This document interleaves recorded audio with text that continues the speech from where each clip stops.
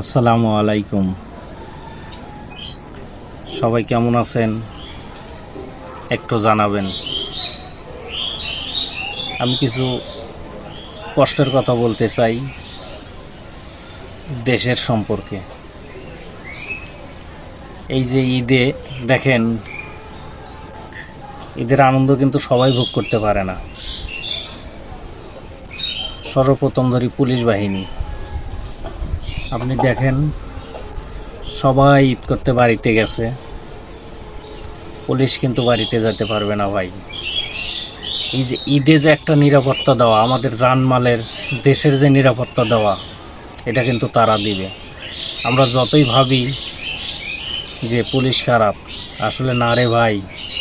আপনি রোডঘাটে যায় দেখেন পুলিশ কি একটা পরিশ্রম করতেছে। তারা দিনকে দিন নাই, রাতকে রাত নাই, অনেক পরিশ্রম করে রাস্তা ক্লিয়ার করতেছে শুধু আপনাকে আমাকে সেবা দেওয়ার জন্য। আর আমরা তাদের ব্যাপারে অনেক কিছু ভাবি, এটা কখনো ভাবা যাবে না ভাই। পুলিশ সব সময় দেশের কাজে, জনগণের কাজে নিয়োজিত থাকে। হ্যাঁ, আপনি বলতে পারেন পুলিশ খারাপ। পুলিশকে খারাপ বানাইছে কে?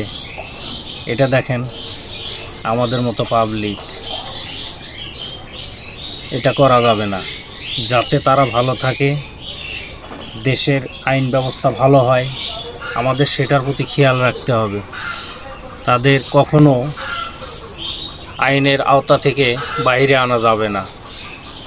যে আপনি পিছন থেকে হাত এগিয়ে দিবেন তা হবে না। যদি এটা আপনি করেন তাহলে তো আপনি আইন নিজেই ভঙ্গ করলেন। তাহলে কেমন হলো?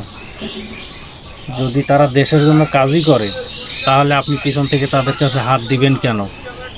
আপনি সৎ হন, তাদেরকে সৎ থাকতে দেন। আপনার কাজের জন্যই তারা নিয়োজিত। আপনার যে কোনো কাজে ওনাদের সহায়তা আপনি পাবেন সব সময়।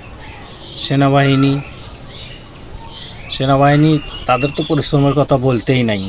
সেনাবাহিনীর চাকরি যখন আপনি নতুন নিতে যাবেন, তখন মনে করেন যে এই চাকরি আপনি না পেলেও আফসোস করবেন, আর পেলেও আফসোস করবেন। এটা এমন একটা চাকরি রে ভাই।